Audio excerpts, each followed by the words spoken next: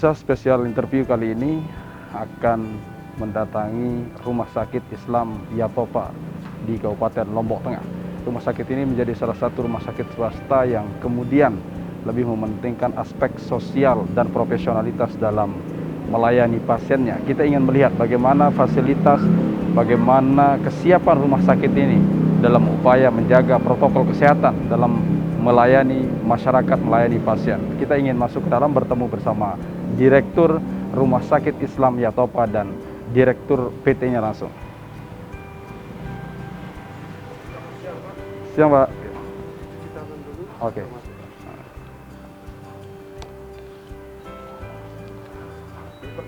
Oke.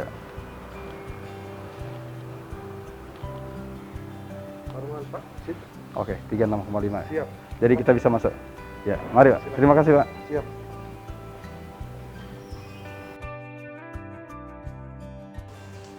Assalamualaikum. Salam ya, silakan. Pagi Pak Direktur. Ya, pagi. Silakan. Apa kabar? Gih, baik Pak, silakan. Sehat ya? Ya, sehat. Ya, apa kabar Pak Direktur? Ini tumben kita ketemu ya. Baik Pak Afif ya. Gih. Terima kasih atas kehadirannya di rumah sakit kami. Kita terutama ini terima kasih sudah diterima dengan baik di sini. Gih. Pak Direktur Hairil Arsyam ya. Gih. Anda ini kan salah satu direktur yang mungkin termuda ya. Oh gitu, terima kasih. Kelahiran 1987. Gih, benar. Masih sangat muda lah untuk menjadi Direktur Rumah Sakit Islam Yatopa, ya. Bodak, Lombok Tengah ya. Gih. Gimana ceritanya?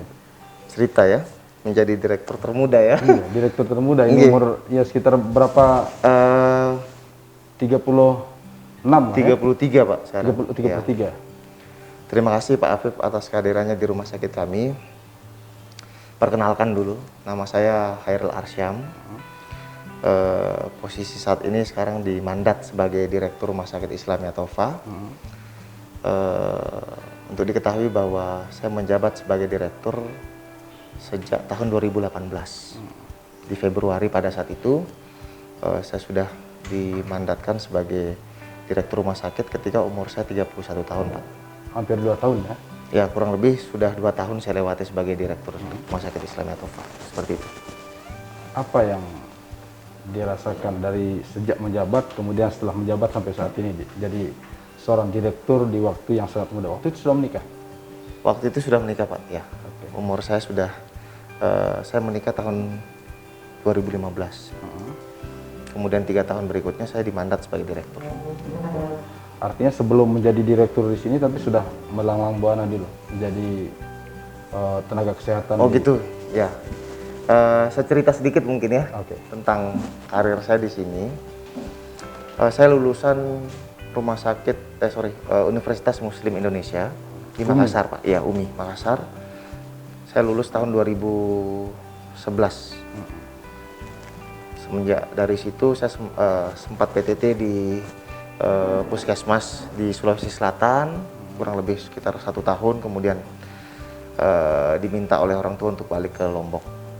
Ya, setelah sampai di Lombok, ya biasalah kita senang-senang dulu Pak ya 1-2 bulan, kemudian saya mencari pekerjaan. Ada beberapa tempat saya kerja sebelum di Rumah Sakit Yatopa ini. Sempat di sebuah klinik juga di Lombok Timur, kemudian sempat juga saya mendaftarkan diri juga untuk di Pemda Lombok Timur pada saat itu. Kemudian pada saat itu setelah saya sebagai dokter jaga sempat di sebuah klinik dan di Pemda Lombok Timur di rumah sakitnya, kemudian saya mencoba untuk mendaftarkan diri juga di rumah sakit ini. Jadi ada teman yang ajak saya untuk bergabung ke sini dari tahun 2012 kalau tidak salah. Ya, saya bergabung di sini akhir tahun Pak. Oh, berarti lama ya di sini? Ya, saya kurang lebih sudah kurang lebih 8 tahun ya. Tahun. Ya, 8 tahun kurang. Berarti sekitar 6 tahunan baru diangkat menjadi direktur? Saya baru 2 tahun sebagai direktur di sini. Dan artinya sudah 6 tahun kerja di sini baru menjadi direktur begitu? Nggih, ya. Saya menjabat direktur 2018. Jadi dari 2012 sampai 2015 saya sebagai dokter jaga di IGD Pak. Oke. Nggih. IGD di sini. Ya, IGD Rumah Sakit Islam Yatofa. Oke. Dokter jaga itu kemudian Ya. berproses untuk menjadi seorang direktur di sini. Iya, jadi dari dokter jaga, kemudian sempat pegang humas juga saya, Pak. Oh, pernah humas Ya, juga di sempat sini? di humas juga. Kemudian dipercaya kurang lebih 1 tahun saya di humas. Dan memang banyak target-target yang harus saya capai di sana. Kemudian dipercaya lagi sebagai kabid keuangan. Ya, kemudian 2018-nya Ini posisi-posisi strategis semua ya? ya mungkin dibilang rezeki juga bukan ya, mungkin sudah dimandat ya, sudah jalan mungkin seperti itu ya.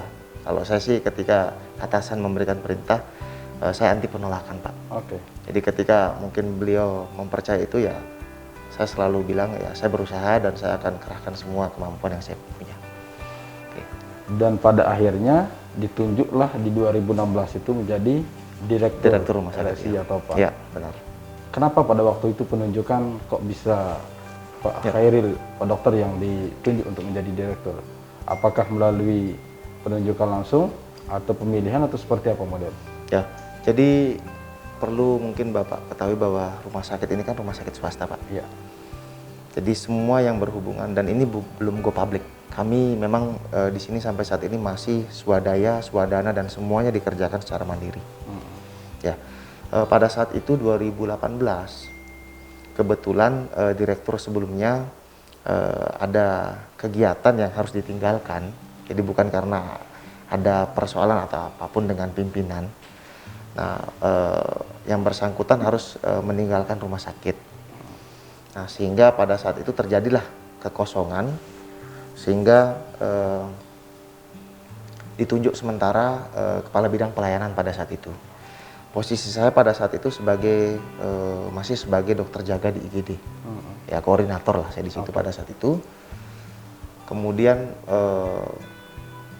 selang setahun saya kemudian pindah ke humas, kemudian naik ke bidang keuangan. Nah, pada saat beliau berhalangan dan tidak bisa diam di Yatofa ini, kemudian tiba-tiba kami dipromosikan. Jadi ada 3 nama di situ, salah satunya saya, Pak. Ya mungkin pertimbangan dari atasan kami sendiri atau owner, ya dia ingin melihat bagaimana loyalitas kami di sini. Pastinya itu salah satu syarat kalau ingin jenjang karir kami di sini bagus. Biasanya beliau akan memperhatikan sudah berapa lama kerja di sini, kemudian loyalitasnya bagaimana, pekerjaan-pekerjaannya terselesaikan semua atau tidak. Karena itu yang paling penting gitu. Ya, karena dalam prinsip kami di swasta ini loyalitas itu sangat diperhatikan, Pak. Seperti itu. Oke. Apa hal-hal yang sudah dilakukan oleh Pak Dokter sejak menjabat sebagai direktur di Rumah Sakit Islam Yatofa ini? Dari 2018 yang sudah karena memang banyak tuntutan, Pak. Rumah sakit saat ini semenjak 2018 harus bergerak, ya kan, menjadi jauh lebih baik ke depan, baik itu dari segi pelayanan, kemudian akreditasi dan sebagainya. Jadi pada saat itu tantangan terbesar saya adalah untuk meluluskan Rumah Sakit Islam Yatofa ini pertama kalinya sepanjang umurnya Rumah Sakit Islam Yatofa bisa lulus akreditasi, Pak. Karena itu sebuah kewajiban seluruh rumah sakit se-Indonesia harus. Artinya sebelum Pak Dokter memang belum pernah akreditasi ya, Pak, seperti itu. Jadi sebelum saya akreditasi itu hanya sifatnya apa ya, seperti formalitas sebelumnya. Ya, semenjak ada lembaga memang khusus kerjaannya mereka itu adalah untuk mengakreditasi fasilitas kesehatan, baik itu puskesmas, klinik maupun rumah sakit, Pak. Oke. Nah, pada saat itu tugas pertama saya adalah langsung harus bisa lulus akreditasi. Karena bila tidak lulus, ya banyak Pertaruhan lah. pertaruhan. Karena sekarang BPJS, untuk Pak Afif ketahui bahwa BPJS tidak akan bekerja sama dengan rumah sakit, ya baik swasta maupun daerah, ya negeri, bila tidak lulus akreditasi. Oke. Nah, itu yang jadi tantangan kami. Sementara Rumah Sakit Islam Yatofa ini 82% pasiennya adalah pasien BPJS. Jadi bisa bayangkan kalau misalnya rumah sakit kami tidak bekerja sama dengan BPJS, Pak. Bisa pelayanannya macet semua Iya, gitu. pasti layanan, kemudian ujung-ujungnya lah terkait pendanaan dan sebagainya. Seperti itu. Ya. apa yang dilakukan dan bagaimana hasil akreditasi setelah Pak Direktur yang memegang rumah sakit ini? Ya, jadi tantangannya untuk Pak Afif ketahui, rata-rata memang direktur rumah sakit biasanya menghindari, ya, menghindari dirinya sebagai steering istilahnya ataupun ketua tim akreditasi rumah sakitnya sendiri. Oke. Biasanya mereka menunjuk sendiri siapa yang menjadi ketua tim akreditasi pada saat itu. Oke. Nah, ya karena pada saat itu juga waktunya sempit Pak, karena persiapan kami dari bulan 3 ke bulan 10 kurang lebih 7 bulan harus mempersiapkan segala sesuatu karena persyaratannya bukan hanya sekedar dokumen saja Pak, karena nanti semua dilihat, regulasinya ada, kemudian dokumennya lengkap tidak, kemudian ada sesi wawancara, fasilitasnya dilihat, dan ada wawancara dengan pasien, ada wawancara dengan nakes kami, nah, itu semuanya dilihat dan nanti penilaiannya itu biasanya sifatnya independen karena ini bukan dari kementerian ataupun bukan dari dinas kesehatan itu sendiri, lembaga independen, lembaga akreditasi namanya KARS, Komisi Akreditasi Rumah Sakit. Oke. Jadi agak susah untuk mengintervensi apalagi bermain curang untuk lulus akreditasi ini. Itu ancamannya. Dan pada waktu itu lolos? Alhamdulillah kami lulus. Karena memang perpanjangan kerjasama dengan BPJS kan di akhir tahun Pak. Untungnya kami lulusnya di bulan 10. 2 bulan lagi? 2 bulan lagi. Limit waktunya? Limit waktunya. Jadi kalau tidak ancamannya ya kami tidak akan bekerja sama lagi dengan BPJS. Ya, seperti itu. Setelah lulus akreditasi, apa yang kemudian pembedahan-pembedahan yang dilakukan oleh Pak Direktur sehingga bisa membuat rumah sakit ini seperti sekarang? Terima kasih Pak. Jadi dari salah sisi satu regulasi kah, dari sisi ya, jadi banyak pelajaran yang kami dapatkan sebenarnya dari akreditasi itu sendiri, mulai dari bagaimana ya mengatur dari kebijakan, kemudian dokumen, kemudian SOP, pekerjaan perawat fungsional kami di bawah dokter semuanya itu kita kembalikan lagi ke relnya masing-masing. Nah itu syukurnya saya pada saat itu dimandatkan sebagai direktur, saya juga belajar kembali sebenarnya. Jadi bagaimana mengelola manajemen, karena semua Pak yang diurus di akreditasi itu bukan hanya sekedar pelayanan pasien oleh dokter ataupun apapun gitu loh. Termasuk kami direktur PT itu dikasih tahu ini loh instrumen akreditasi, ini penilaian yang Anda harus penuhi. Pendanaan, kemudian pengaturan tentang bagaimana kontrak kerja dengan dokter spesialis, dokter umum, semua hal kita urus di akreditasi. Makanya saya model aturan main yang saya terapkan di rumah sakit adalah bagaimana kita terus membudayakan akreditasi itu sendiri. Karena itu kalau kita berjalan dengan akreditasi semuanya aman. Oke. Nah, termasuk di masa pandemi saat ini.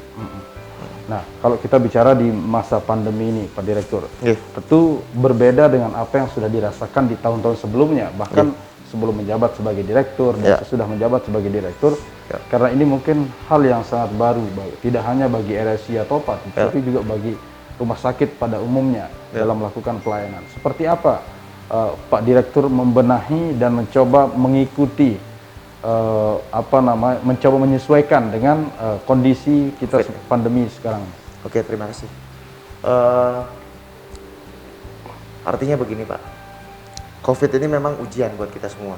Jadi bukan hanya urusan Lombok sendiri misalnya atau Indonesia, karena semua kena global. Semua dunia dan ini tumben meskipun itu dulu pernah kejadian SARS di 2002, kemudian MERS di 2012. Tapi tidak seperti ini. Tapi tidak separah ini. Dan itu mengenai semua sektor, termasuk sektor kesehatan. Ya. Jadi jumlah pasien ya sampai turun drastis, itu akan mempengaruhi juga termasuk kami di sini rumah sakit swasta sangat terpengaruh dari segi pendanaan. Ya memang hidupnya dari pasien. Ya, karena kami rumah sakit swasta ya rumah sakit swadana ya hidupnya dari pasien. Nah, jadi kalau tidak ada dana dari pasien, tidak ada bantuan dari pemerintah ya kami juga ngos-ngosan Pak, seperti itu. Jadi yang kami lakukan di sini ya bagaimana membuat pencitraan kami di publik dan itu memang benar adanya. Kami mengatur biar rumah sakit ini memang aman untuk pasien datang. Kita welcome untuk pasien dan aman dari resiko penularan COVID itu sendiri. Itu yang kami lakukan, strategi-strateginya bagaimana baik itu tenaga kesehatan kami kita hindari langsung ya termasuk dalam penggunaan APD, Menggunakan APD secara lengkap ya, gitu. kontak langsung dengan pasien yang akan dioperasi, termasuk kita mengatur jumlah pasien yang biasanya dulu operasi katarak kami 20 per hari, ya kita kurangi 10 per hari. Itu untuk mengatur jangan sampai resiko terjangkit COVID itu sendiri. Seperti itu yang kami terapkan. Jaga jarak dan lain sebagainya. Ya, termasuk itu, Pak. Lalu bagaimana kemudian proses pelayanan yang diberikan selama COVID-19 ini? Ya. Kan kita kebanyakan mungkin melihat atau mendengar stigma dari masyarakat bahwa pelayanan di rumah sakit itu kadang-kadang mungkin oknumnya, oknum nakesnya yang tidak baik, tidak bersahabat, tidak welcome seperti itu. Bagaimana di RSI Yatopa sendiri memastikan bahwa semua nakes yang berada di sini itu akan melayani dengan hati seperti mutunya, kalau tidak salah mutu Yatopa itu adalah melayani Anda adalah kemuliaan kami. Ya. Gitu. Oke, terima kasih. Semenjak akreditasi, itu Pak, saya kembali lagi ke akreditasi, kita ingin berbenah, mengembalikan bagaimana sih pelayanan rumah sakit itu kembali ke relnya, kembali ke marwahnya. Jadi untuk diketahui bahwa sekarang itu arahnya pasien bukan lagi dokter sebagai center dari pelayanan. Dengan adanya akreditasi ini, pasienlah sebagai center pelayanan itu sendiri. Jadi pasien ingin diapakan, mau apa, mau gimana itu mereka yang atur. Nah, cuma ada pakem-pakem Pak. Jadi kita harus mengatur jangan sampai pasiennya mau A, mau B yang tidak sesuai dengan aturan main juga yang ada di rumah sakit. Yang tidak sesuai dengan aturan medis juga. Ya, artinya kita bisa mengkondisikan selama pasien itu sendiri merasa nyaman, merasa aman di sini. Nah, itu yang kita buat dengan adanya akreditasi ini. Untuk strategi kami dalam pelayanan, karena yang mudah-mudahan salah menurut saya, stigma yang beredar di publik itu sendiri, di masyarakat bahwa pelayanan kalau rumah sakit daerah biasanya kurang bagus. Ya mungkin ya itu mungkin 1-2 orang yang merasa seperti itu. Tapi dengan adanya akreditasi semua, saya yakin baik itu daerah, mau itu rumah sakit swasta, semuanya berlomba-lomba untuk ikut karena memang bagus sekali adanya akreditasi ini Pak. Kita mengembalikan bagaimana sih dalam pelayanan pasien, menerima pasien itu sendiri, merawat pasien itu sendiri sampai pasiennya pulang. Nah, dan itu semuanya ada indikator penilaian Pak, dan kita evaluasi tiap bulan semuanya. Seperti itu yang kami lakukan. Kalau jumlah pasien sendiri dibandingkan setelah COVID dan sesudah COVID ini seperti apa trennya Pak Dokter? Ya, COVID masuk di Indonesia kalau tidak salah di akhir bulan 3 Pak. Iya, bulan Maret lah. Ya, bulan Maret akhir. Memang trennya pada saat itu turun. Ya. Yang saya hitung pada saat di itu. awal-awal COVID itu? Iya. Kalau dari Januari 2020 masih stabil sampai Maret. Ya. Mulai turun pasien kami itu semenjak bulan April. Dan saya yakin semua rumah sakit se-Indonesia itu merasakan hal yang sama. Merasakan hal yang sama. Karena COVID ini kan tumben Pak, baru di sini dan semua kena. Jadi kita juga tidak berani main asal-asalan dalam memperlakukan protokol untuk melakukan penyesuaian itu. Ya. Dan kami juga menunggu baik itu dari ID maupun dari kementerian bagaimana dalam melakukan tindakan terhadap pasien ketika masuk di rumah sakit.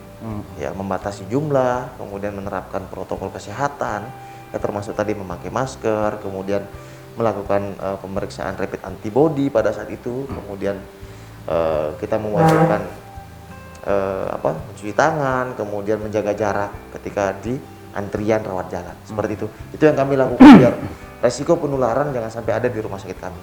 Kita ingin pasien itu ketika datang di sini mereka aman, kemudian juga tidak was-was ketika dilayani di rumah sakit kami. Kalau trennya dari jumlah pasien sendiri untuk jumlah artinya persentasenya turun Pak. Dari bulan 4 itu semuanya turun. Yang sebelumnya kami di angka 85% jumlah tempat tidur kami terisi.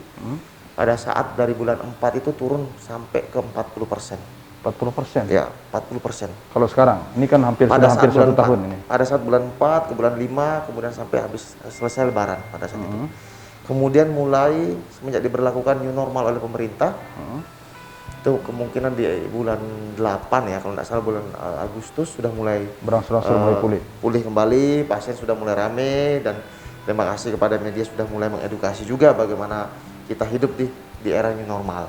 Ya, kemudian pasien sudah tidak mulai takut lagi untuk berobat ke puskesmas maupun ke rumah sakit. Nah, pada saat itu saya rasa semua sama, mulai rame kembali pasiennya. Artinya bagaimana sih pelayanan publik itu memberikan keamanan dan kenyamanan ketika pasien yang kita takut nanti tertular, ya, masuk ke rumah sakit seperti itu, Pak. Nah, itu yang kami lakukan, trik-trik itu. Jadi kita membatasi jumlah, jangan terlalu lama antrian, ya kan? Kemudian waktu tunggunya jangan terlalu lama. Jadi seperti kita memperlakukan drive-thru lah. Oke. Nah, seperti itu, Pak.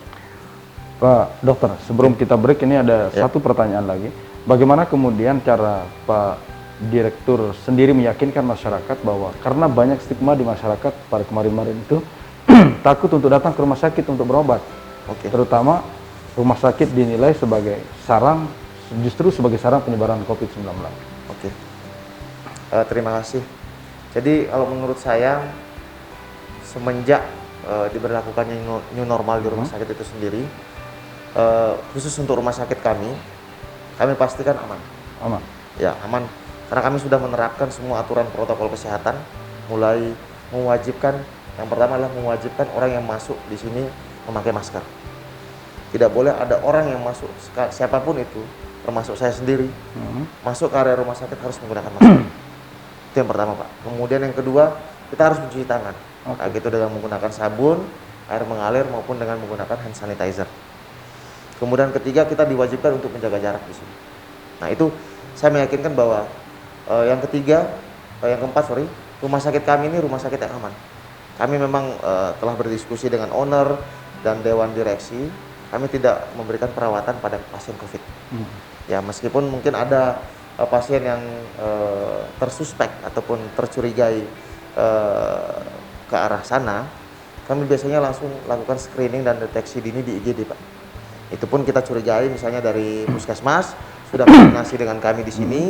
Ketika ada tanda-tanda ke sana, kita lakukan rapid antibody, kemudian kita rujuk pasiennya ke fasilitas kesehatan baik itu di Praia maupun di rumah sakit provinsi memang yang khusus memberikan layanan pasien COVID-19 seperti itu. Artinya di sini tidak ada nakesnya yang pernah kena positif COVID-19. Jadi begini, Pak, rumah sakit kami ini kan rumah sakit swasta, di mana dokter-dokternya maupun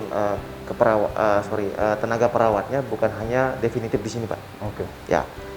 Kadang ada yang di luar juga bertugas gitu. Ada yang di rumah sakit lain gitu loh, maupun di puskesmas lain. Karena kan mereka kan sifatnya sip-sipan, Pak. Iya. Nah, saya pastikan aman, clear di sini untuk resiko penularan. Ya, karena kami menerapkan ya, kita tidak tahu bagaimana mungkin resiko penularan itu terjadi di sini, tapi kami sudah berusaha semaksimal mungkin untuk menurunkan resiko penularan itu sendiri. Yang jadi persoalan ketika di tempat lain. Nah, sementara teman-teman itu sendiri juga bekerja di sini. Nah, karena kemarin mungkin Pak Afif juga dapat kabar bahwa ada tenaga kesehatan yang dokter 11 orang yang positif COVID pada saat itu. Ya, salah satunya juga ada dari mereka ada yang bekerja di sini juga. Ya. Tapi bekerja kenanya di tempat lain begitu. Ya, kira-kira bisa begitulah. dipastikan seperti itu ketika kami lakukan tracing, mengkonfirmasi ke beliau, ya mereka juga kalau kita hitung dari hari kemudian mereka terjangkit, katanya mereka kenanya di tempat lain. Seperti itu. Oke. Terima kasih, Pak Direktur. Ya. Kami ingin lihat nanti fasilitas dan infrastruktur yang ada di rumah sakit ini. Apa saja yang sudah disiapkan dan bagaimana kemudian fasilitasnya untuk menjamin memberikan pelayanan terbaik kepada masyarakat. Kita ingin jalan-jalan mungkin tapi di segmen berikutnya. Boleh, Pak, boleh. Nanti kita sama-sama keliling melihat bagaimana fasilitas maupun layanan yang ada di rumah sakit kami. Tetap di spesial interview.